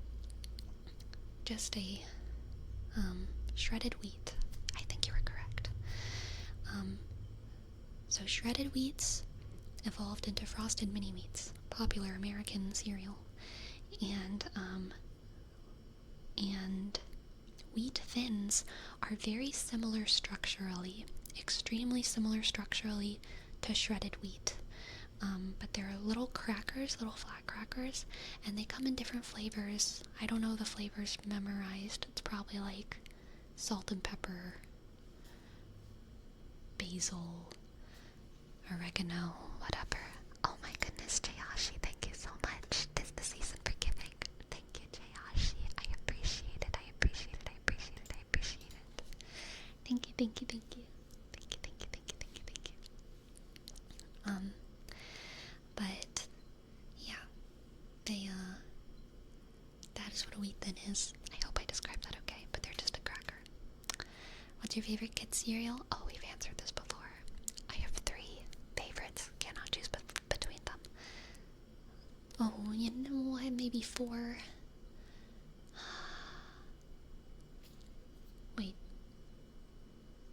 3? I feel like I'm forgetting one. Life, Raisin Bran, Cinnamon Toast Crunch. 3. Life, Raisin Bran, Cinnamon Toast Crunch. Am I forgetting one? I think those are my 3 top. I love all of those. What's the opinion on rice cakes? Honestly, I love them. Okay, they're very silly, but I do like them. You have a cereal called Life? Yes. It's so good. It's so simple. It's so simple. Delightfully simple. Okay.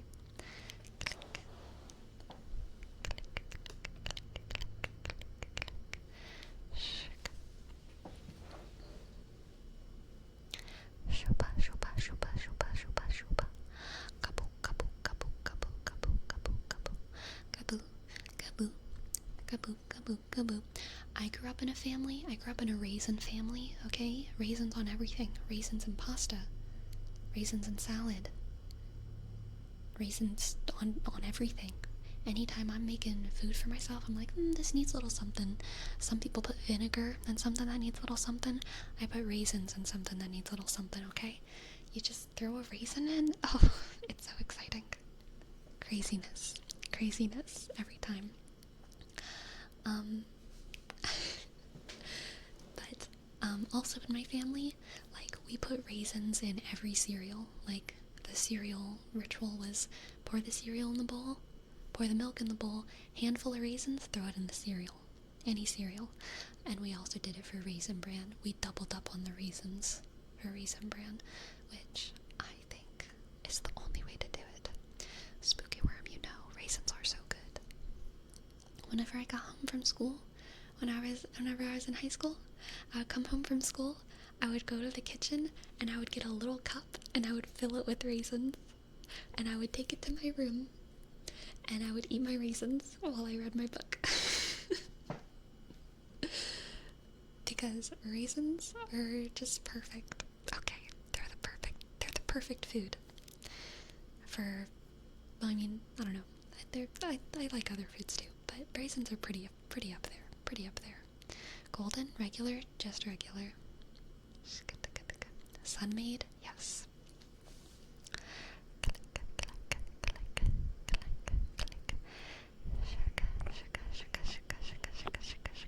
Raisins on pizza? Absolutely. Do you like oatmeal raisin cookies? More than chocolate chip cookies. I'll say it. I'll be the one who admits the truth that everyone thinks. No one wants to admit it. But I think everyone secretly prefers oatmeal raisin cookies to chocolate chip cookies. They just don't want to admit it because chocolate's more popular in the zeitgeist. But everyone secretly likes oatmeal raisin cookies more, okay? Don't lie to yourself. Don't lie to yourself, Michael. Michael. Hey, focus. Focus, Michael. Admit that oatmeal raisin cookies are more delicious than chocolate chip cookies, okay? Just admit it.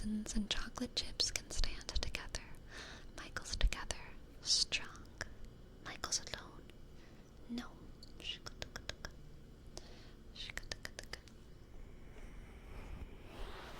Sleepy, have you had those chocolates that have raisins inside? What do you think about them? I have not. It's probably fine though. Probably fine. Probably fine.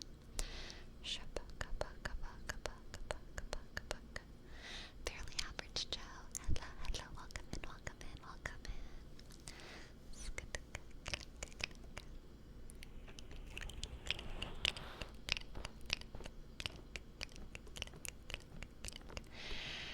JD, it's break time. It's break time. But before we go on break, I do want to get through all of my redeems. So, Slosage, what can I read for you?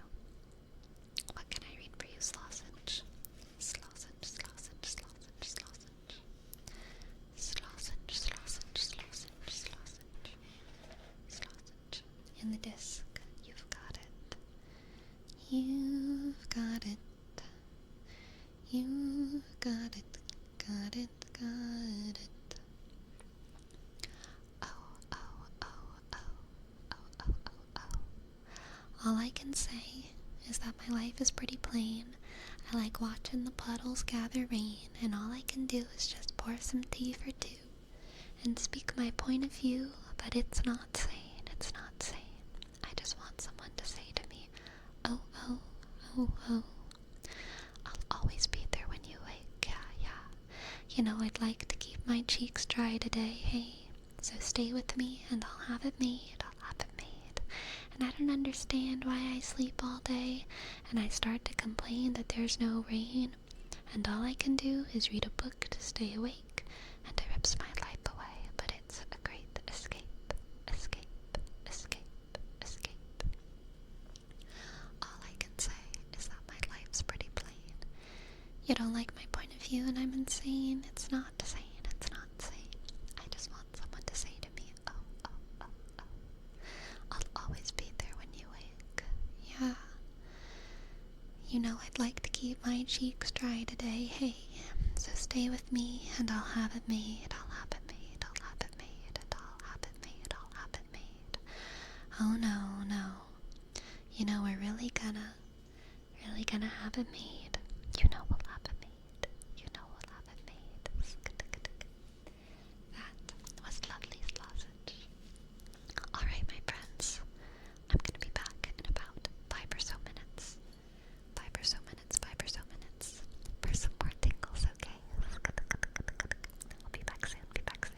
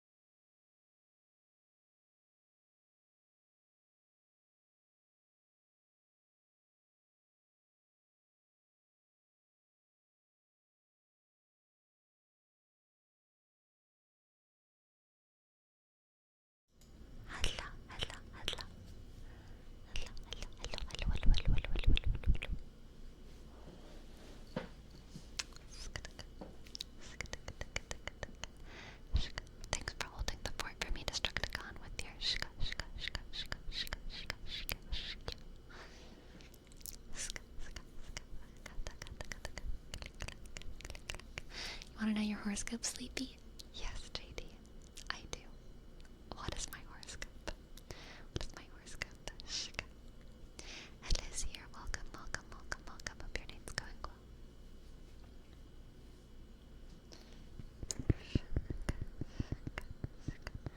I called someone sleepy earlier. I want to go back to my cave. I'm so sorry. I'm so sorry, JD. That's awkward. You're almost at the finish line of your goals, but something's standing in your way. True. Preventing you from pushing forward. Trust that you are capable of overcoming these obstacles. Yes. Armed with enough experience and wisdom from past mistakes and learnings. Yes. You are strong enough to make it until the end. Yes. Don't let anyone convince you otherwise. Just take things step by step and be prepared for anything.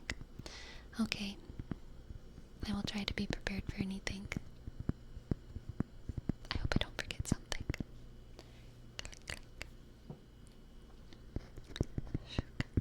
You need to think. It's a good way to pass through obstacles. Very true. Very true. Relax, relax.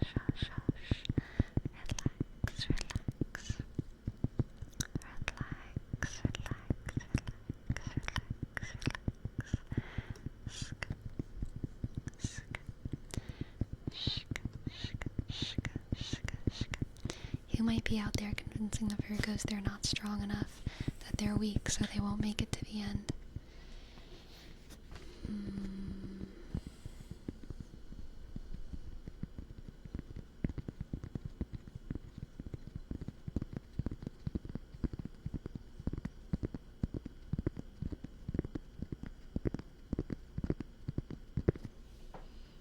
Maybe the Capricorns.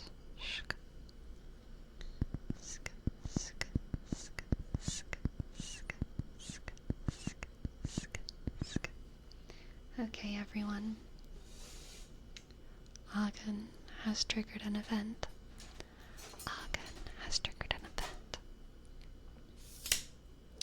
Class, I have a very important question to ask you. And if you answer correctly, you'll get back scratches, okay? If you answer correctly, you'll get back scratches. What is the capital of Wyoming? What is the capital of Wyoming? And here's your hint. Wysk, oh Wysk, is Ansk, so shy. Wysk, oh Wysk, is Ansk, so shy. Shk, Wyk, oh Wysk, is Ansk, so shy. Why oh why is Ann so shy? Why oh why is Ann so shy? Why oh why is Ann so shy? Green Ninja, Lionheart, JP, CEO, Slosage, Agen, Flatter Accord,